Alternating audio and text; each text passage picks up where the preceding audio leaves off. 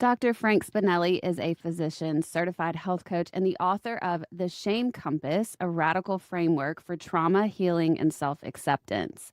After more than 20 years practicing internal medicine, his own experiences with childhood trauma, addiction, and recovery led him to develop framework that completely rethinks the way we look at shame. Instead of seeing it as something to get rid of, he believes shame can actually point us toward healing. Hi, Dr. Spinelli. Hi, thank Thank you you. for having me. Thank you so much for being here. I was just about to say the same thing. I wanted to start with this. You said something and this just immediately caught my attention, but you say that shame isn't something we're supposed to eliminate. So if Mm. shame is not the enemy, what is shame? Well, it's a human emotion. And so the idea that you're going to run away from it or actually move away from it or outrun it's not going to happen. And I'm very sorry to say for us who've experienced trauma, that shame is not going away. It's with you. And I realized that firsthand because I had been traumatized as a child. I had been sexually abused. And for years, I worked with great therapists. And at a certain point, I thought, I'm healed. I'm great. I became a doctor. I put my child molester behind bars 30 years later. I became a trauma informed coach with Reframe. So I had been doing all this great work thinking I've achieved a success. And then something happened to us. 2020 happened and we had the COVID pandemic. And being locked down in that isolation, all that shame kept bubbling up to the surface again. And I started to, like many people, like millions of people, in fact, started to drink to mask the pain. I was Mhm. home alone. I was unhappy. I was really struggling. And at the same time, I was part of a class action suit with the Boy Scouts of America. I was part of 90,000 men who were suing them. And we were asked to fill out a 47-page questionnaire detailing specific examples of what had happened to us back when we were 11 years old. And I believe I call that what was my rock bottom moment. I mean, it wasn't anything more than me looking in the mirror the next day and saying, who are you? When did you become this person? And it clicked in my head that this shame didn't go away. It was always there. I had just been working hard, achieving more, scrolling more, drinking more, trying to outrun it. And I said to myself, what if you just stopped running and just sat with the shame or leaned into it and used it as information Mm. instead of indictment about the person you are? And so that was where the shame compass was born. Do you ever think that shame can serve a good purpose for us? You just explained it as information, and I often describe feelings as that as well. And I think it's so interesting. You said, I was just running, and I finally said to myself, I just need to stop running. And it's interesting that we just try to stuff and run from these things that are actually just trying to communicate with us, right? Can you speak to that a Exactly. little bit?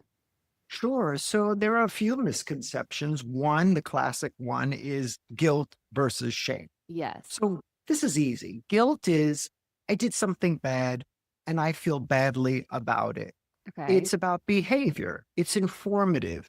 I said something that made you, make a face. And I think to myself, oh, what did I say to Kelly? You know what? I'm going to apologize. So that is information that you use to correct the behavior.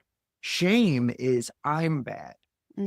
It's identity. So you identify as a bad person or not worthy or broken is one of the more common examples. And really, what that is there's a voice in your head. And I call it the unreliable narrator. I even have a name for mine. I call him Tony. Um, and well, I kept calling him Frank, and I was like, why am I yelling at myself? That's not Right. my voice. And that voice is not yours. It was installed by someone else because of their deficiencies. And they probably installed it in you when you were too young or too naive to understand that I don't want this. Don't put this in my head. And so, what we understand from shame is that it's identity. However, when you break down shame, there are two components. There is actually a component that is healthy. that is pointing you to a misalignment in your core values, where you say to yourself, hey, wait a minute. I believe in kindness. I believe in compassion and loyalty. My actions are really not aligning with that. That's healthy. Your brain is telling you something. When we talk about toxic shame, that's just reinforcing you're a bad person. You deserve everything that happens to you. And in fact, I knew you couldn't do this, is some of the ways that Mm. that plays out.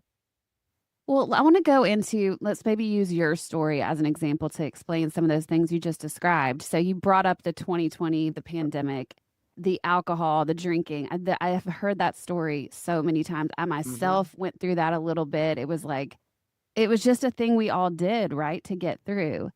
And at the same time, you were dealing with something from your childhood that Right. was probably bringing up a lot of emotions, then making the drinking worse and all the things.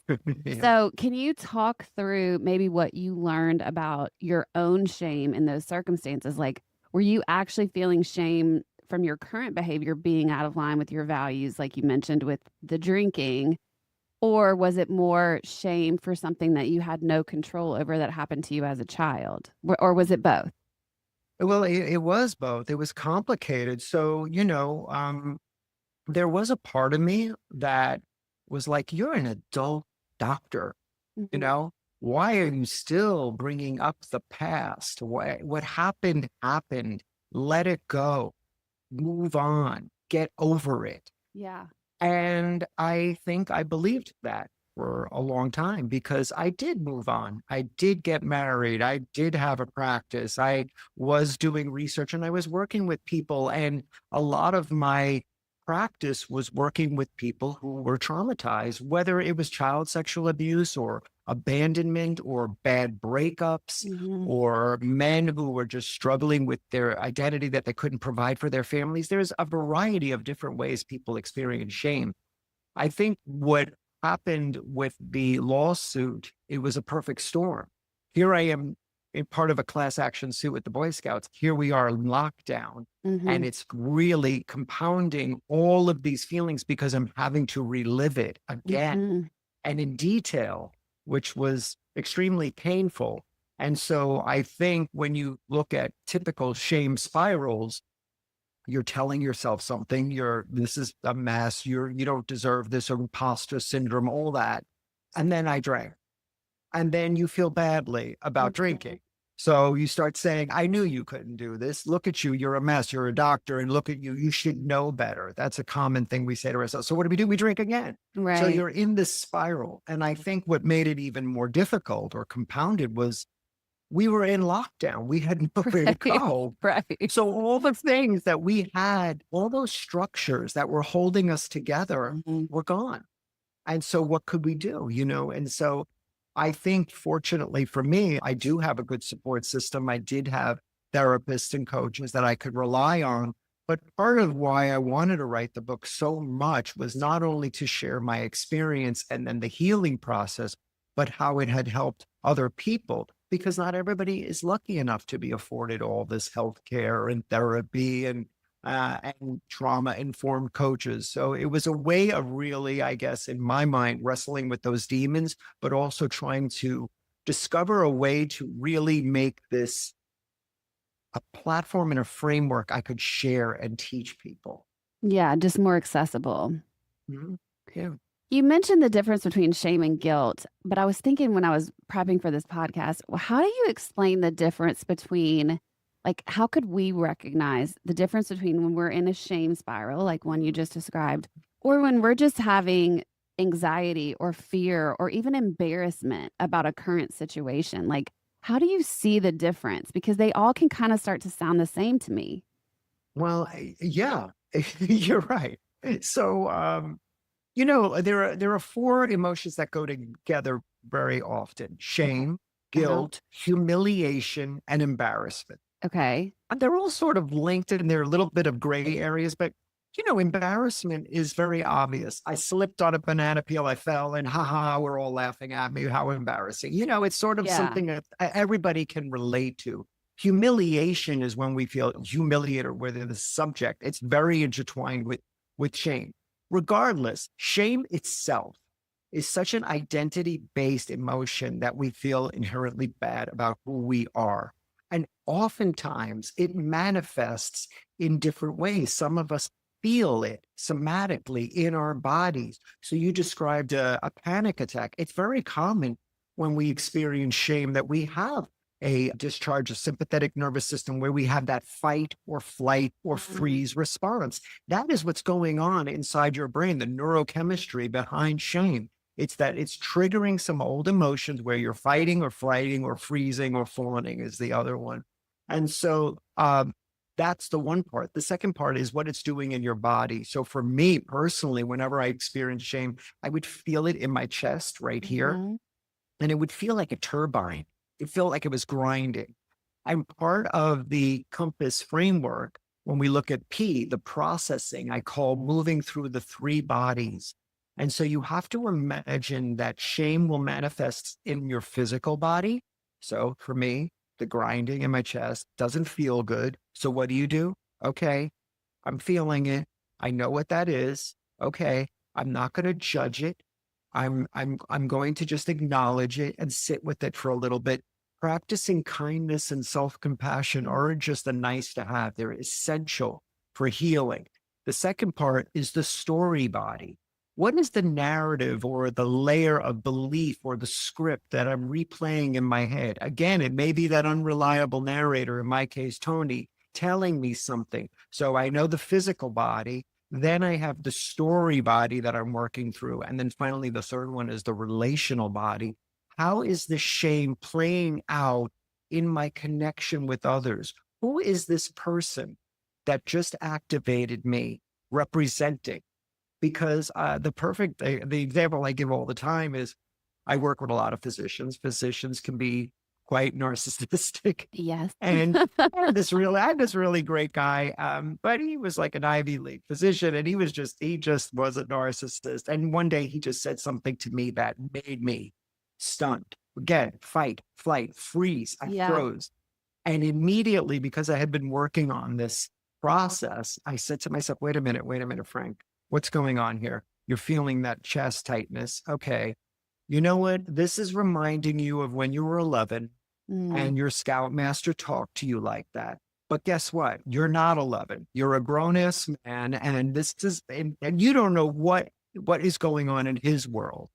So I was able to process it, and hey, it's not easy, but it's a start, and it's something that you have to work on all the time. This doesn't come easily, particularly because when we are activated, we almost have a blind spot. We can't see. And so it takes doing this work when you're not activated, because processing means moving through this. You can't think your way out of a somatic shame. The body comes first. So you have to wait till your mind and your body catch up. I like that you talk to yourself or even that you've named, A lot. Tony. But, well, to me, I do the same thing, and I find it to be very helpful on Yeah. any sort of healing journey to assault the spiral. Like what you've mentioned about we can get in this shame spiral. It's like the one trigger comes up. And the thing I'm hearing, and correct me if I'm getting this wrong, but with the emotions like guilt, embarrassment, they're just feelings that probably are temporary and pass. With shame, the overall theme seems to be I am defective in some way, shape, or Yes. form. Right. Like it's about not being worthy. So if you can assault that feeling or that narrative, you're much more quickly going to get on the healing journey, I would imagine, or back into reality. Because I think we can Yeah. go back into like you were talking about this, like as an 11-year-old. And it's like you're Yeah. not 11 anymore, but that Right. is what your body genuinely was comparing that moment to, which is fascinating about our brains. Right. Because we're stuck there. Yeah. And one of the things that I've noticed over the years working with people is that when anything traumatizing happens to us in the past, Mhm. there is a tendency for us to want to relive it or replay it in the presence, in the present. So for imagine, here's an extreme example, someone who may have had been sexually assaulted or a child who's been molested may grow up to be someone who engages in sexual activity in the Mhm. hopes of righting that wrong. Mm. But that's a loop. because you're never going to right that wrong because what happened happened to you. So it's also the process of understanding how it happened to you. And then the A in compass is acceptance. There has to be a period where you have to acknowledge what happened to you happened. Don't deny it. It happened, but it wasn't your fault. You Mm. didn't ask for it. Fundamentally, children who are abused, whether abandonment, physical, sexual, don't understand it's abuse. They understand it as I did something wrong that brought that on. And so after we grow up and we can then begin to process it, you have to begin to accept it and integrate it. You can't eliminate it. I mean, I keep going back to it, but I almost want to say there should be no shame in your game. You should be accepting of it and feel like, okay, I'm going to have agency over this instead of being a victim to it. Yeah, because it's never just gonna go away. I love that. Okay, you've mentioned the compass framework a couple times. I want to give the listeners a little bit of the backstory of that because I know it's a big part of the book. But can you give us Right. like a big picture explanation of the compass framework? Yeah, sure. So it's 7 integrated steps, and, again, it came to me because I was thinking, "Why am I trying to run away from this? Why don't I look at it as a direction to point me to where I need to go or what I need to explore?" And then certainly the idea of a compass came from that. And the 7 integrated steps are basically the letters for compass. So first, confronting it. Any healing or any work has to come from a process or a place where you want to confront what happened and try to understand it. Not necessarily in therapy, although this is not a substitute for therapy. And if you need to work with a therapist, you should. But it was just about stop running, start noticing. Shame avoiders stay busy. Like me, we keep busy, we achieve, we please people. Like I said, we're scrolling all the time. Anything to sit with what it is we're trying to avoid. Mm, And then there's, oh, it's observing it. So you realize that you're going to confront this, you're going to observe it, become a witness to those inner experiences. Shame has a physical signature and it's telling you something. And oftentimes you can tell when somebody's feeling ashamed. mhm. They drop their shoulders, they may look down. There is a definite body way of reacting. And then the M is the map. Now, this is key because it's really telling you what the origin story is. Now, in my case, it was fairly easy. I knew I was molested. So that's my origin. Now, many people think, do I have to go back and revisit it? Not necessarily. You don't have to go back and revisit it. And again, you would do that with someone trained. But for the sake of this framework, it's critical that you understand what the origin was, because that's probably where the voice got installed. So I hear Bill's voice. Maybe it's somebody's mother. Maybe it was a school teacher. Maybe it was a church sermon. Whatever it was, it's important to identify where that is so you can map it in your head.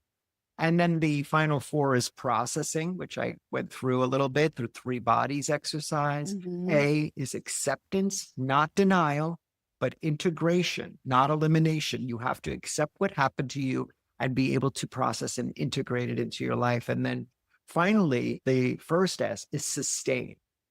I think one of the most critical things for anybody that gets to this point is understanding that shame literacy and shame resilience are important. You have to understand that the changes you make, you don't want to become ambushed by it. So it's learning the language, learning the cues. What is this telling me? What to look for? One of the things that I think is so critical is that learning resilience is not having the tools to avoid getting knocked down. It's having the tools to know how to get back up. And that's what we do. We're resilient. We grow with it through literacy. And then finally, the last S is well, it's optional. So it's service. I Mm, think one of the things I've always learned and read over and over and over again, so I'm not the one who created this, but I do repeat it often, is that shame breeds in isolation. It mhm. loves to be isolated. It will isolate you. Drinking isolates you. Shameful behavior isolates you. And so what you do, you join community. That's why Reframe is so successful. It's a community. You can talk to other people. You can hear their story. And when we tell our stories, like you're allowing me to do, but also how you're doing, Mhm. this becomes transactional in a positive way. I'm sharing to you, you're sharing to me, and we're joining together in our understanding of what happened to us was not our fault, but there's a deeper connection there. And this isn't trauma bonding. This is coming from a place of healing Mhm. and wanting to share because I think it might serve other people as well as still serving me. I love that you just tried to clarify the difference because I think that's an important difference between trauma bonding and connecting. Oh, But yeah, yeah, for yeah. me, I always look at it, am I in the solution or am I still in the problem? And if I'm in the problem and I'm going through the problem with another person over and over, that's usually an indicator for me that we're trauma bonding. But if we're Right. in the solution, it's very helpful and it's a great way to stay out of shame, like you're saying. Right. Well, a lot of clients that I work with now with with alcohol and renegotiating their relationship with alcohol often would say to me, when do I have to tell everybody I don't drink? Do I have to tell it? And I'm like, no, you don't have to tell everybody. And in fact, I would be very cautious about who you share your story with. Everyone Right. should be very cautious about who they share their story with. There is unloading.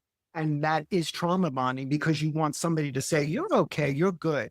Well, when you're sharing in the service of it's, you're okay. Mhm. You're in a Mhm. place where I can actually give this information because it will be useful. Like you said, I'm providing solutions instead of just looking for some, you know, maybe some compliments or pity or whatever it comes with Right. that. Right.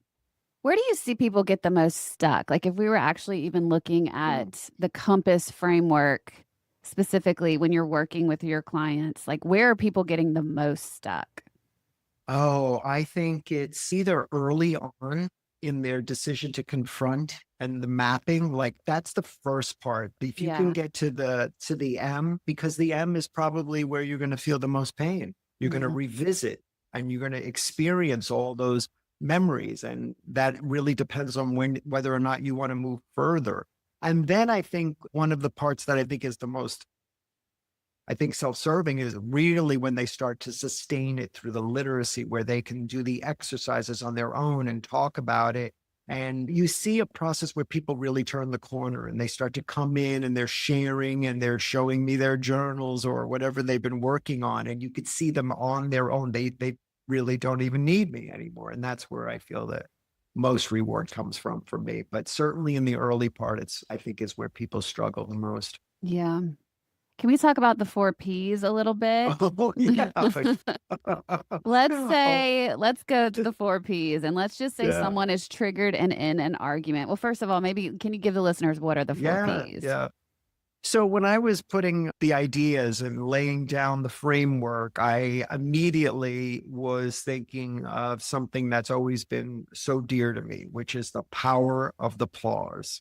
Mhm. It is your it is your superpower. So what happens? My boss, the narcissist, says something and activates me like that. Normally, I would jump right on it. I would get all Italian, New Yorker on him, and I would just, I would turn into, a bear. But what good did that do? I just Right. reacted. He probably thinks, well, that was an overreaction. What the hell's wrong with Spinelli? And so you feel badly, oh gosh, I shouldn't have done that. So the power of the pause, which is the first P, is you need to pause. So I'm going to go through the 4 Ps. So it's pausing, be Mhm. present, drop your head into your heart, stay there, ponder, ask yourself, what's going on here? Why am I being activated? And only then can you see the 4th P, which is the possibilities of how to move Mm, forward. But you cannot do this when you are activated. It's right. impossible. So next time you're on a phone call with your best friend or you're with your best friend and they're talking, when they stop, don't answer. Count to 3. It shows them you're listening and it tells your brain, you know what? Frank's going to think about what he's going to say. instead of allowing shame to answer for him. Wow. And when you practice that, like by saying, okay, I'm going to pause. And in fact, it was very awkward initially because my boss would say, all right, so I need this ASAP. And I would go, okay, um, let me work on that. And he was like, is everything all right? I was like, yeah, I needed a moment to think about what I was going to say. There is nothing more, I think, galvanizing for you to claim that space and just say, I needed a moment to think, and now I have an idea. This is what I want to do. I think there's nothing more powerful than that. So the 4 Ps to me have been the way I've anchored my entire life since 2020 because I thought it was so important for me to just claim. We say that all the time. Well, you can claim your space. Well, you really have to claim your space. Well, it's so interesting to think about 3 seconds sounds so fast, but when I was But it's listening to you, I was painful. thinking to myself, I bet that was awkward or is awkward because we're always talking over each other, right? Or you have to get your point in as fast as you can, as quickly as you can, even Mhm. before the person is done with their sentence half the time. So 3 seconds could feel like an eternity. It could feel like a way an eternity. And you're so right. I mean, most people that we deal with are waiting they're not really listening. They're just waiting to answer. Right. And I'm guilty of it too. But every once in a while, I will just take a step back and say, okay. And you're very good at it because you host a podcast. You have to listen. That's how you know what you're going to say next. That's where you're going to lead the conversation. So I think, people like yourself are really good at it. But for the most part, people on day to day, just it doesn't even occur to them that maybe I shouldn't just react. I should just wait. It makes a conversation trickier, which is what's so interesting is if we would all just pause, we'd probably have better conversation. Because thinking about it in relation to even this podcast, if I just talked over you, you would never be able to make the points that you were trying to communicate to the audience, you know?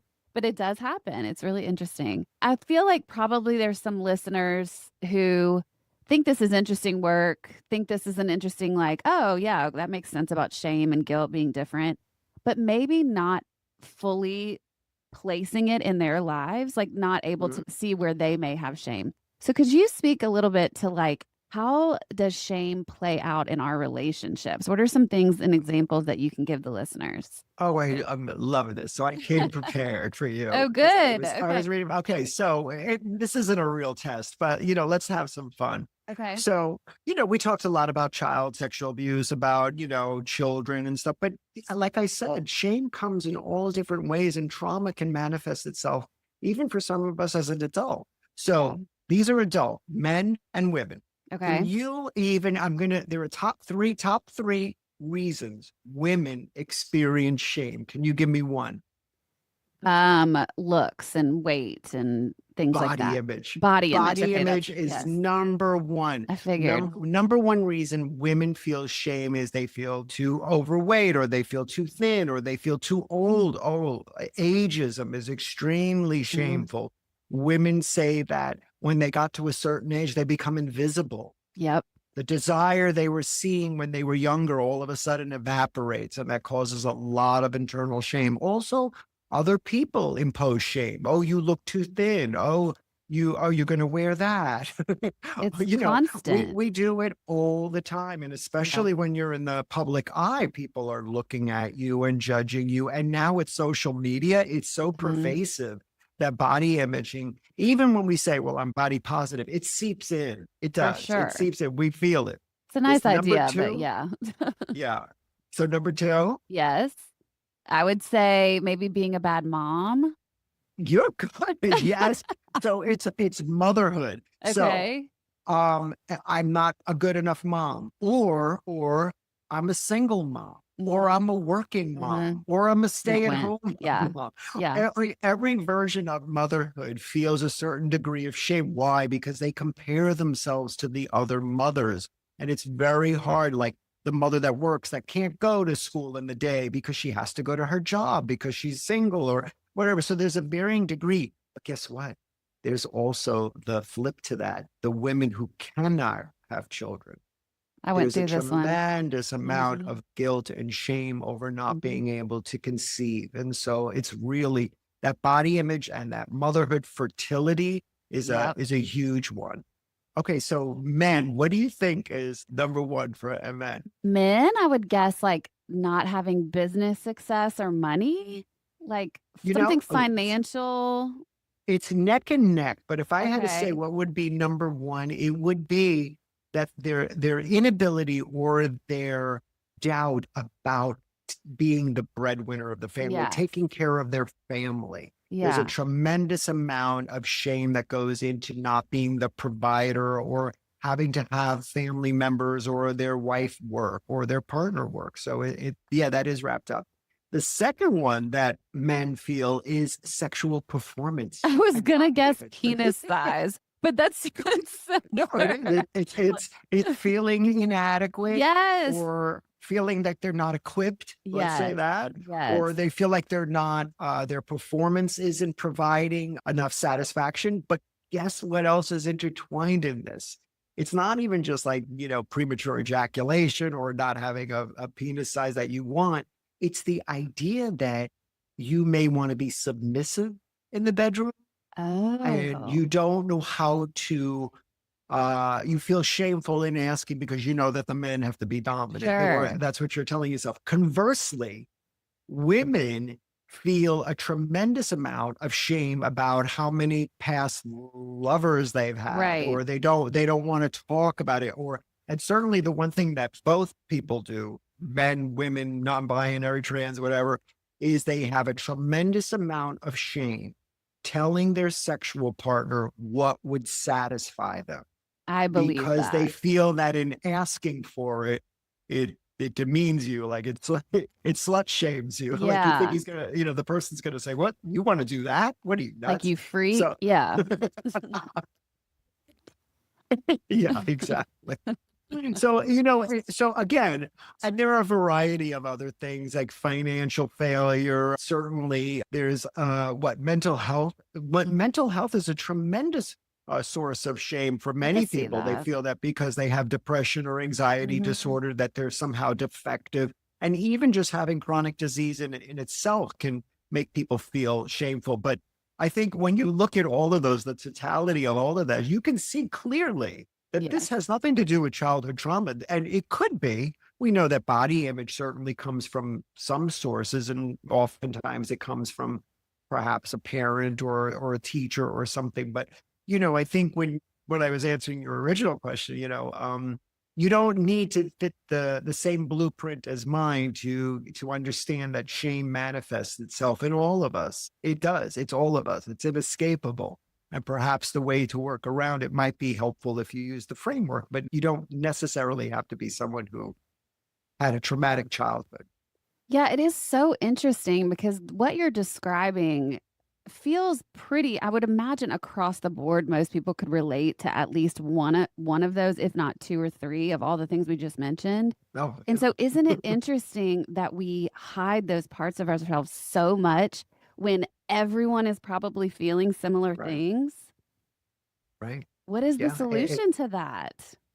Well, the idea is to get out of your own way Yeah. and realize it's the last S, that in sharing your story from a place of healing, it may help somebody else, but it will also help you. I mean, to believe we all live in this bubble where no one could imagine what over Right. drinking would be like, or to imagine that I want to tell my partner I want to sleep with two people, like these fantasies, to imagine like that doesn't exist elsewhere is ridiculous. But you know, one of the things that my mother taught me and says to me all the time is like we live in our own worlds and we believe that we're the center of our own worlds, and we cannot imagine for 1 minute that somebody else could be having these same problems, and they do.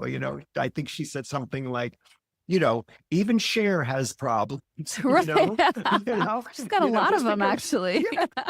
yeah you could be rich and successful and Sure. still, looking to see if a man would like you or hold your hand.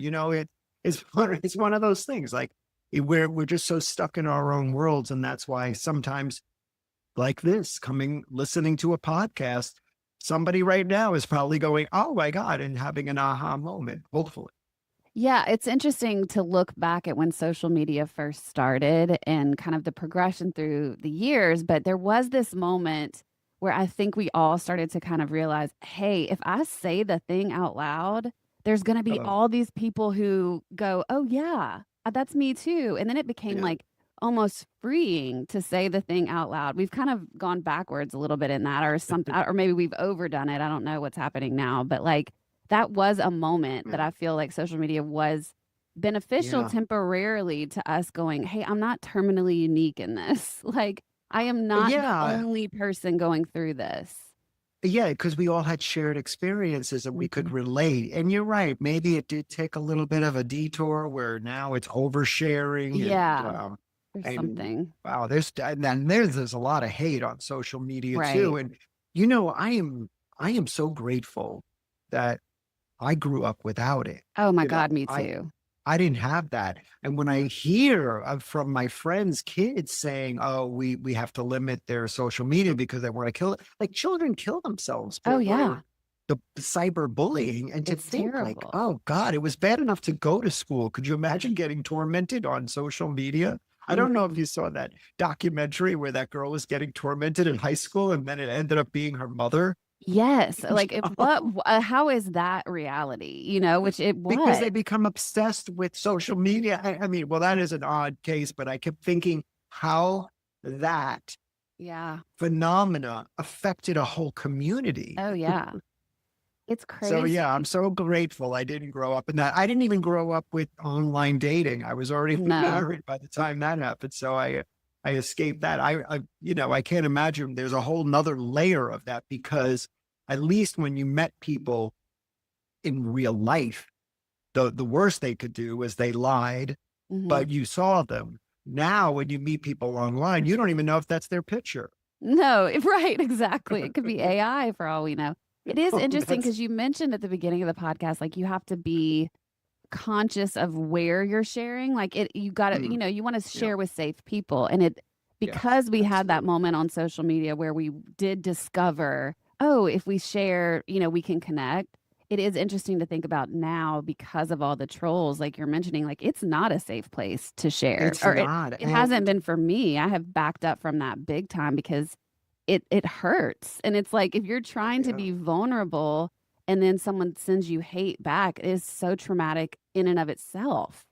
right, right. And you have to understand that these constructs, social media, the Boy Scouts, the Catholic Church, they're breeding grounds for sexual predators. Right. So predators are drawn to social media because they can stay in the shadows. Also, they're looking for you to be most vulnerable because they want to utilize that Mhm. information against you. Mhm. That's why it's very important to understand that when you're sharing your story, again, ask yourself two questions.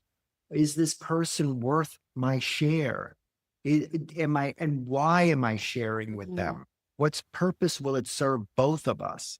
And so we don't do that. We're looking so much for sometimes for connection that people are willing to believe something, especially to some stranger who's Yeah. just been nice to us, who's going to abuse that relationship. And unfortunately, for many of us, we've had to learn the hard way. Yeah.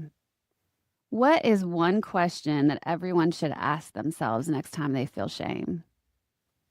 Oh, that's a good question. I think just by our conversation, the one that comes up immediately is when you experiencing shame and you're hearing something, ask yourself, who is that voice? Mm, Because it's likely not your own. And if you can identify who that is, you can then map it back and talk yourself out of that spiral by saying, okay, you're not that person. You're this present day person. And that this situation has nothing to do with what happened to you. mm. The book is called The Shame Compass. It is a radical framework for trauma healing and self acceptance, and it comes out August 25th. So I will put a link for you guys to go check that out and make sure you get that on August 25th. Dr. Spinelli, where else can people keep up with you? Oh, oh, well, I'm on social media. You could just look for me there, or you could go to my website at frankspinelli.com. Amazing. Thank you so much for sharing with us today and being here. Oh, yeah. Thank you so much for having me. I really appreciate it.